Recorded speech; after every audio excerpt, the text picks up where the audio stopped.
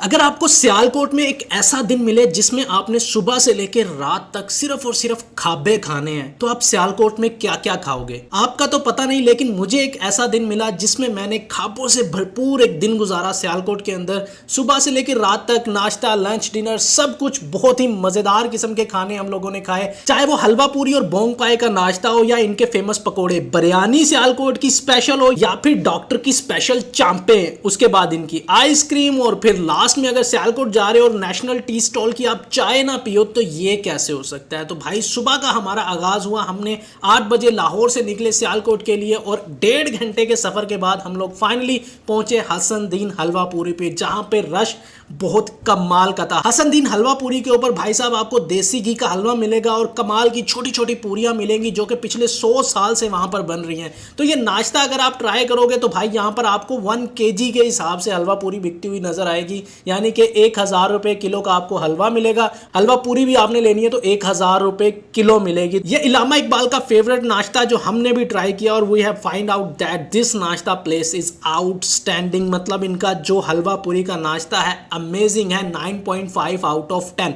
इसके फौरन बाद हम लोग निकले और पता चला कि यहाँ पर जमजम के पाए और चने हैं जो कि बहुत कमाल के हैं। तो हम लोग जमजम के पाए खाने के लिए पहुंच गए और वहां पर जाके रश जो देखा हमने, क्या लाजवाब रश था भाई। लोग एक दूसरे के ऊपर चढ़े हुए हैं, बैठने की जगह नहीं मिल रही, चने दड़ादड़ निकल रहे हैं, बोंग पाए निकल रहे हैं। तो भाई साहब हमने भी प्लेट लगवाई एक चने और बोंग पाए की। इनके जो चने थे वो एवरेज आप कह सकते हो, लेकिन जो बोंग पाए का सीन था आउटस्टैंडिंग। मतलब one of the best Bong पाए जो मैंने अभी तक ट्राई किए हैं भाई। क्या लाजवाब टेस्ट था। घरेलू फील वाली जो स्लो कुक पाए बने होते हैं ना, वो आपको यहां पर मिलने वाले हैं। तो चनों को मैं रेट करूंगा 8 आउट ऑफ 10 और पायों को मैं रेट करूंगा 9.5 आउट ऑफ 10। इसके बाद 11 बज चुके थे। नाश्ते के बाद चाय पीना तो जरूरी था, तो नेशनल टी स्टॉल की तरफ हम लोग गए जो कि सियालकोट का फेमस एक पॉइंट है। वहां पर जाकर हमने चाय पी। ये चाय क्योंकि रात को जाते हुए भी हमने पी थी, तो मैं इस वीडियो के लास्ट पे आपको बताऊंगा कि ये चाय वर्थ इट है कि नहीं। तो इसके बाद 11 साढ़े 11 बज चुके थे तो हमने रुक किया भाई पकोड़ों का। भाई सियालकोट में पकोड़े भी बड़े फेमस है, तो भाई साहब बाबा बलोच के पकोड़े खाने के लिए हम लोग पहुंच गए। क्या जबरदस्त किस्म का यार यहाँ पर हमारा एक्सपीरियंस रहा। बाबा बलोच की 2 ब्रांच है और एक ब्रांच से हमने पकोड़े ट्राई किए। इनकी जो चटनी है ना,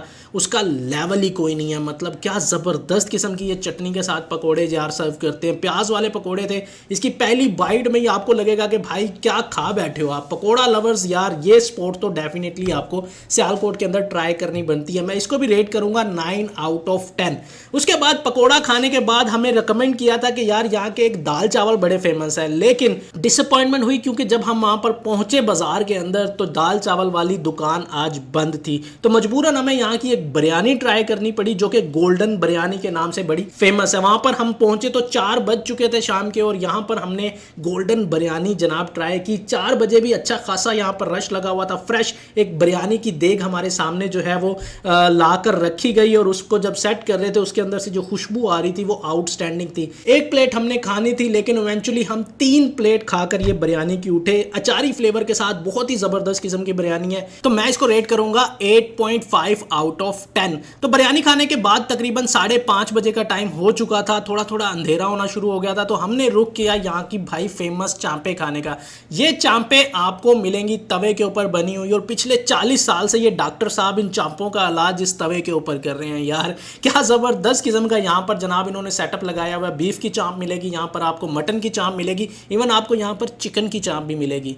चिकन की चांप की कंफ्यूजन हमें भी थी, लेकिन वहाँ पर जाके पता चला कि भाई ब्रेस्ट पीस और ये जो विंग्स का पीस होता है इसको ये चांप बनाकर जो है यहाँ पर बेच रहे हैं। तो हमने कहा चलो ठीक है भाई, आप इसको चांप कह रहे हैं तो हम भी कह देते हैं। बहरहाल यहाँ पर जनाब मेकिंग चल रही थी मटन चांप की और क्या आउटस्टैंडिंग तरीके से यार यहाँ पर जो है वो देसी घी के अंदर, पूरी देसी घी के अंदर नहीं, मतलब थोड़ा बहुत जो है बीच में देसी घी डाल के उसका फ्लेवर ऐड करके चांपे तैयार हो रही थी। यार आउटस्टैंडिंग यहाँ पर माहौल चल रहा था।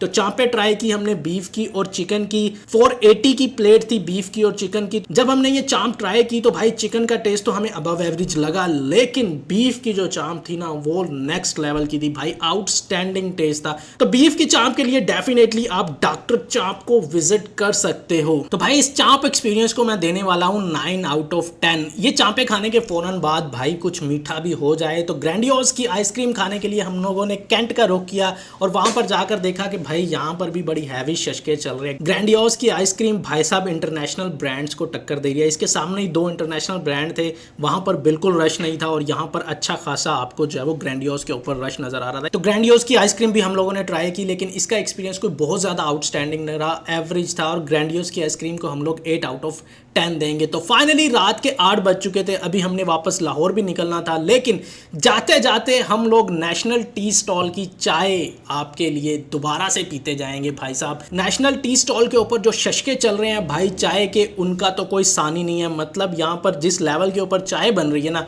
इससे पहले मैंने तो एटलीस्ट कहीं इस तरह से चाय बनती हुई नहीं देखी। मनों के हिसाब से जो है वो दूध की चाय बन रही है। यहाँ पर पूरा प्रोसेस चल रहा है एक चाय का, जहाँ पर एक बड़े बर्तन के अंदर जो है वो चाय बन रही है, फिर उनको छोटे बर्तन में शिफ्ट किया जा रहा है, फिर उससे छोटे बर्तन में चाय आ जाती है और फाइनली एक बर्तन में आके चाय का प्रोसेस कंप्लीट होता है और फिर इसको कप में डाल के दी जाती है। टोटल चाय बनने का जो टाइम है मेरे ख्याल से वो 20 से 25 मिनट चाय पकती रहती है और इस दौरान जनाब चाय की जो पकाई है वो भरपूर तरीके से जारी रहती है। तो फाइनली जब चाय का सिप लिया हमने तो भाई साहब निहायत ही ये चाय कुछ एवरेज बिलो एवरेज टाइप की थी, बिल्कुल भी मज़ेदार चाय नहीं है। मेरे ख्याल से यहाँ के लोगों को ये चाय बहुत ज़्यादा पसंद होगी और इतने रश से यहाँ पर अंदाज़ा भी लगा सकते हैं कि काफ़ी ज़्यादा पसंद है, लेकिन हमारे टेस्ट के मुताबिक ये चाय बिल्कुल भी मज़े की नहीं थी। यहाँ पर उस तरह का एक्सपीरियंस नहीं मिला, बहुत ज़्यादा चाय को जो है वो पका दिया गया है, जिसके बाद जो चाय का ओरिजिनल टेस्ट है वो ख़त्म ही हो गया। मतलब चाय लवर्स को मेरा नहीं ख्याल यहाँ पर जो है इनकी चाय कुछ खास पसंद आने वाली है। तो इस तरह से भाई रात के 9 बज गए और इस चाय को फाइनली हम लोग रेट करेंगे 6 आउट ऑफ 10। तो इस तरह से हमारा सियालकोट का सफर कंप्लीट हुआ। हमें आप कमेंट्स बॉक्स में बताएं कि अगर आपको एक दिन सियालकोट के अंदर दिया जाए तो आप कौन कौन से खाबे वहां पर ट्राई करना चाहेंगे। बहुत बढ़िया।